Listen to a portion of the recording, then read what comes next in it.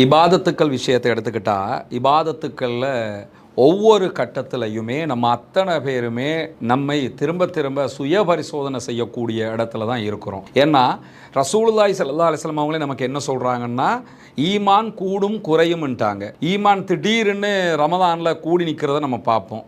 ரமதான் முடிய விட்டு கொஞ்சம் கொஞ்சமாக குறைஞ்சிருக்கிறதையும் நம்ம பார்ப்போம். ரமதானில் பள்ளி நிறையிற அளவுக்கு மற்ற காலங்களில் பள்ளி நிரம்ப மக்கள் இருக்கிறாங்கன்னா இல்லை. ஏன்னா ஈமானில் தராதரங்கள் வித்தியாசப்படுகிறது. இதையெல்லாம் நம்ம பார்க்கல. ஒட்டுமொத்தமாக ஒவ்வொரு தனி மனிதனுமே தன்னைத்தானே சுய பரிசோதனை பண்ணணுமா இல்லையா? அது நானாக இருக்கலாம், நீங்களாக இருக்கலாம். நம்முடைய தொழுகை சரியாக இருக்குதா, நம்முடைய இபாதத்துக்கள் சரியாக இருக்குதா, நம்முடைய தான தர்மங்கள் சரியாக இருக்குதா, நம்முடைய பேச்சுக்கள் சரியாக இருக்குதா, எல்லாத்துலேயுமே எல்லாமே இபாதத்து தானே.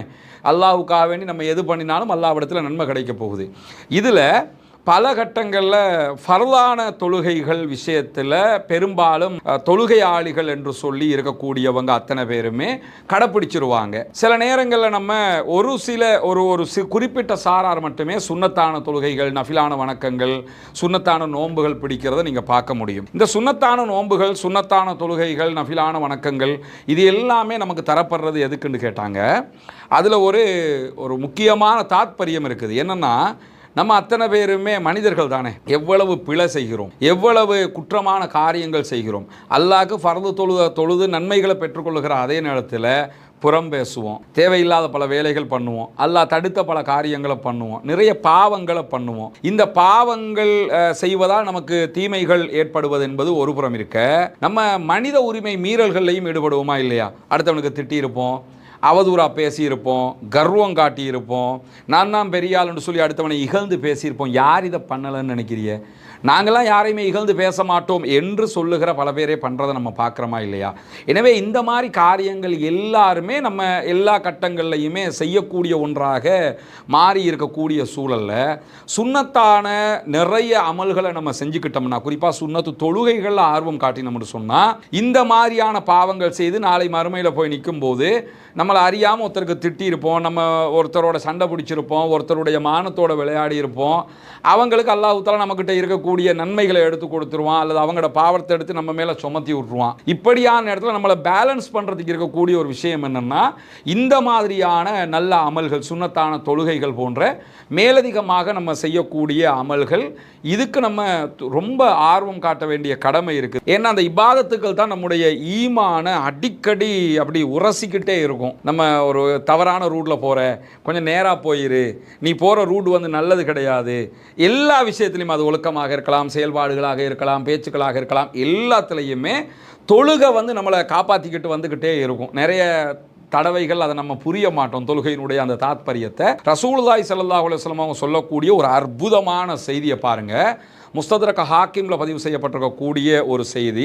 மன் ஸல்லா இஸ்னத்தை அஷரத ரகாத்தன் ஃபி யௌமின், ஒரு நாளைக்கு யாரு 12 ரகாத்துகள் சுன்னத்தான தொழுகைகள் தொழுகிறாரோ, பனல்லாஹு லஹு பைத்தன் ஃபில் ஜன்னா, அல்லாஹு தஆலா அவருக்கு மறுமையில் ஒரு வீட்டை கட்டுகிறான்.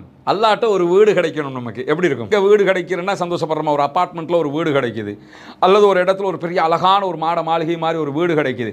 சில நேரங்கள் ஒரு டூர் போகும்போது ஒரு வீடுகளை பார்த்துட்டு, இப்படி ஒரு வீடு நமக்கு இருந்தால் நல்லா இருக்குமே, இப்படிலாம் நினைக்கிறோம் தானே. இந்த வீடுகளுக்கே இவ்வளோ ஆசை ஆர்வம் நமக்கு வருதுன்னா, சொர்க்கத்தில் நமக்கு ஒரு வீட்டு அல்லாஹ் தஆலா கட்டி, இதுதான் உங்கள் வீடு, நீங்கள் போங்கன்னு சொல்லி சொன்னால் அது எவ்வளோ அற்புதமாக இருக்கும். கொஞ்சம் கற்பனை பண்ணி பாருங்களேன். எவ்வளோ ஆசையாக இருக்கும், எவ்வளோ மன நிம்மதியாக இருக்கும். அதைத்தான் ரசூலுல்லாஹ் சொல்கிறாங்க. ஒரு நாளைக்கு யார் 12 ரகாத்துக்கள் சுன்னத்தான மேலதிகமான தொழுகைகளை தொழுகிறாங்களோ, அவங்களுக்கு அல்லாஹ் தஆலா மறுமையில் சொர்க்கத்தில் ஒரு வீட்டை கட்டி கொடுக்குறான் அப்படின்னு சொல்லி சொல்கிறாங்க. லுஹருக்கு முன்னாடி 4 ரகாத்துக்கள், லுஹருக்கு பின்னாடி 2 ரகாத்து, அப்போ 6 ரகாத்து ஆகிரும். அசருக்கு முன்னாடி 2 ரகாத்து, மகரிபுக்கு பின்னாடி 2 ரகாத்து, சுபஹுக்கு முன்னாடி 2 ரகாத்து. தெளிவாக நினைவு வச்சுக்கிறேங்க. லுஹருக்கு முன்னாடி 4 ரகாத்து, லுஹருக்கு பின்னாடி 2 ரகாத்து, அசருக்கு முன்னாடி 2 ரகாத்து, மகரிபுக்கு பின்னாடி 2 ரகாத்து, ஃபஜ்ருக்கு முன்னாடி 2 ரகாத்து. இப்படி 12 ரகாத்துக்களை இஸ்லாம் நமக்கு கற்றுத்தருகிறது. இந்த 12 ரகாத்துக்களையும் தொழுதோம்னா சொர்க்கத்தில் அல்லாஹ் தஆலா நமக்கு ஒரு வீடை கட்டி தருவான். வீடுனா ஒரு மாளிகை. அப்போ இந்த இபாதத்துக்களுங்கிறது ரொம்ப அந்யோன்யப்பட்டு கரெக்டாக நினைவு வச்சு நம்ம செய்ய வேண்டியது.